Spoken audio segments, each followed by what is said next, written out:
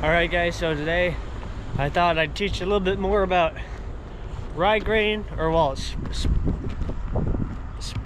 spraying Roundup, spraying Roundup on rye grain. So we got Mark Mueller. He was spreading rye on our field, or well, on his field, but that field was used for corn last year, so we had to put rye on it. So yeah, I hope you guys learn a little bit about spraying rye grain. So hope you enjoy the video.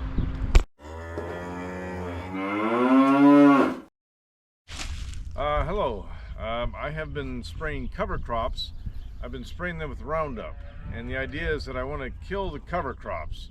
They're about 1 foot high and they provide protection for the soil, but I'm going to be planting corn here fairly soon, and rye grain, which is the cover crop, is pretty aggressive towards everything else, so it would choke out the corn. So I want to terminate the rye grain with Roundup at least a week before I plant corn. Other crops, it doesn't matter so much. Rye grain and soybeans get along fine. So I'll plant into rye grain when I'm doing soybeans, and the rye grain will be at least knee high. And then I'll come back and kill it later. But for corn, since corn and rye grain are both grasses, and like I said, they don't get along well with each other, so I need to kill the one before I can plant the other. This is a sprayer that holds about 1,200 gallons, so that's probably close to 5,000 liters, I believe.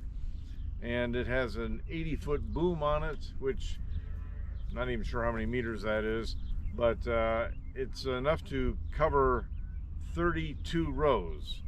Now, I have a 16-row planter, so it will cover 2 planter passes. It works out evenly. Anyway, this sprayer behind me is a pull type sprayer.